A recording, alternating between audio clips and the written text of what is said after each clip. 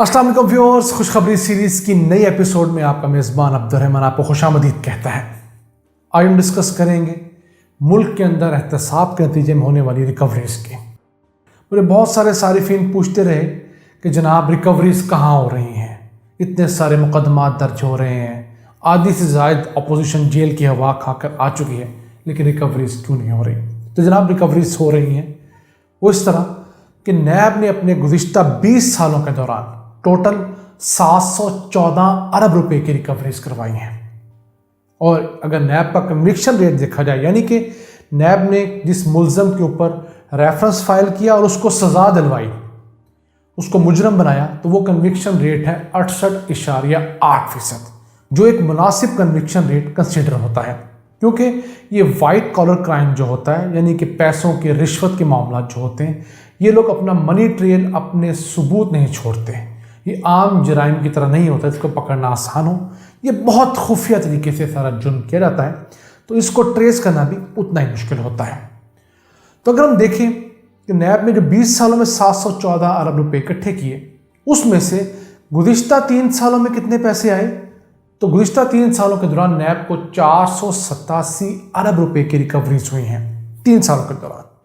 اور اگر ہم پی ٹی آئی کے 2 سالوں کی بات کریں، یعنی سن 2019 اور 20 جو مکمل طور پر پی ٹی آئی کا تھا، تو ان 2 سالوں کے دوران 399 ارب روپے کی ریکوریز ہو چکی ہیں۔ یہ پیسے سرکاری خزانے میں جمع ہو چکے ہیں۔ جبکہ اگر ہم 10 سالوں کو دیکھیں، جو کہ پیپلز پارٹی اور نون لیگ کے 10 سال تھے، 5 سال ملا کے، تو جناب ان پورے 10 سالوں میں صرف 104 ارب روپے کی ریکوریز ہوئی تھی۔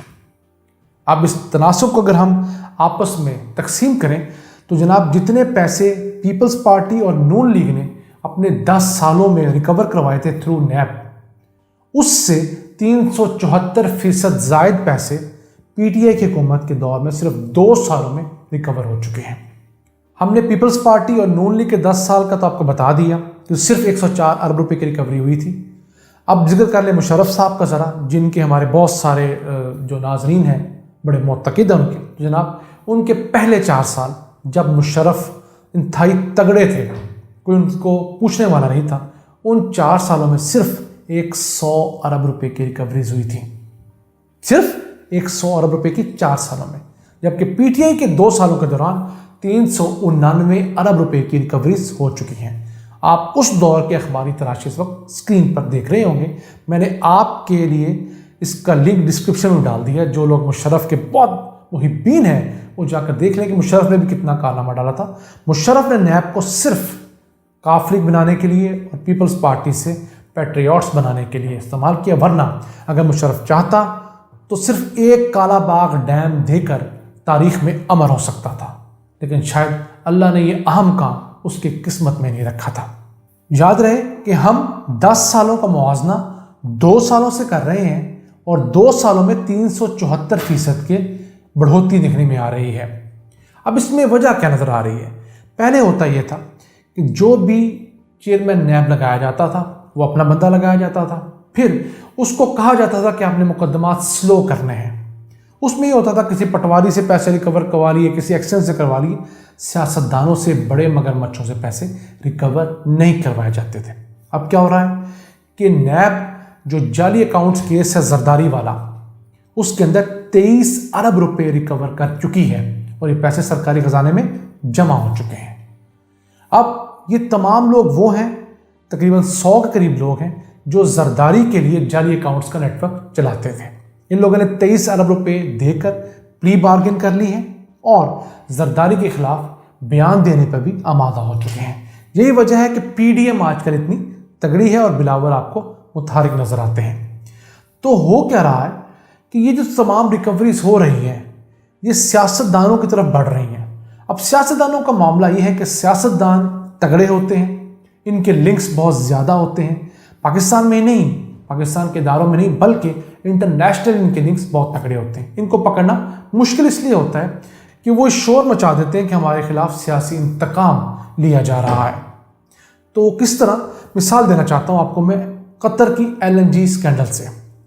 پاکستان جو قطر سے مہنگی ایل این جی خرید رہا ہے، یہ پاکستان کو 15 سالوں کے دوران 5 ارب ڈالرز کا نقصان پہنچائے گی۔ رفلی سمجھیں تو پاکستان کو تقریباً 750 ارب روپیز کا نقصان ہوگا 15 سالوں کے دور۔ اب یہ پیسے کس نے کمائے؟ جو کمیشنیں ہمارے سابق حکمران لے گئے وہ علیحدہ، لیکن قطر کو جو بینیفٹ دیا اس کے عوض قطر اب کیا کرے گا؟ پہلے کی طرح سعودیہ نے کیا تھا، قطر ہمارے ان حکمرانوں کو ریلیف دے گا، عمران خان پہ پریشر ڈالے گا، ان کو باہر جانے کے ریلیف جیسے نواز شریف کو دیا گیا وہ دیا گیا۔ ہو سکتا ہے اب نواز شریف کو اپنے ممالک میں یعنی قطر یا سعودیہ میں کہیں نہ کہیں رکھنے کے اوپر بھی آمادگی ظاہر کرتی جائے۔ کیوں؟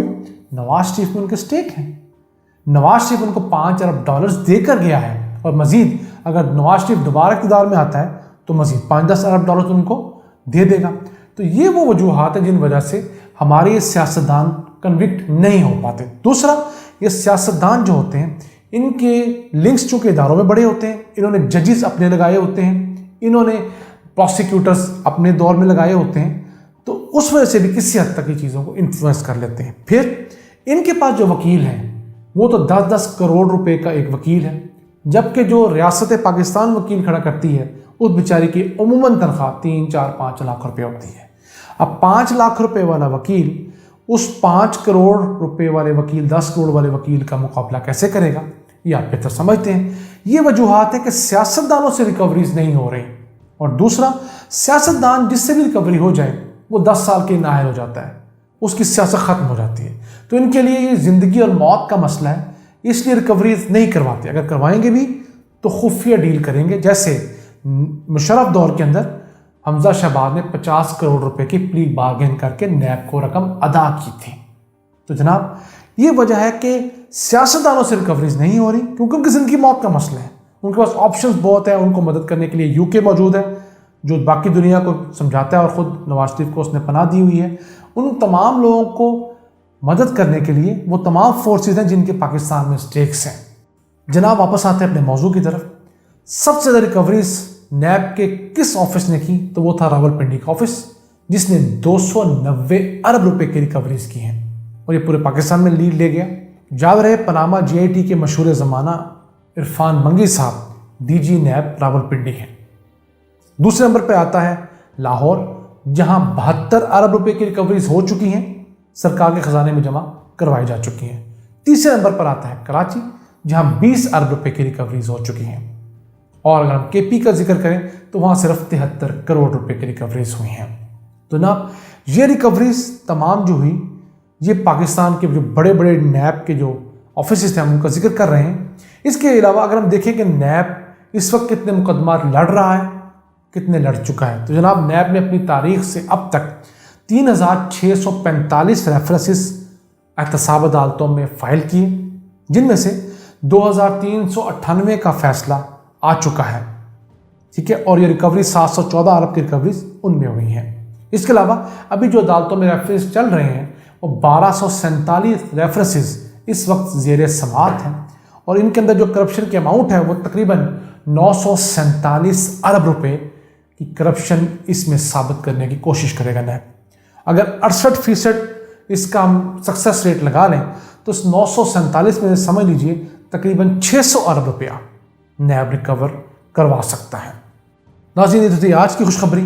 ہماری اللہ سے دعا ہے کہ وہ 947 کے 947 ارب روپے ریکور کروائے، تاکہ پاکستانی خزانے پر بوجھ کم ہو سکے، یہ پیسے عوام پر خرچ کیے جائیں تاکہ عوام کا معیار زندگی بلند کیا جا سکے۔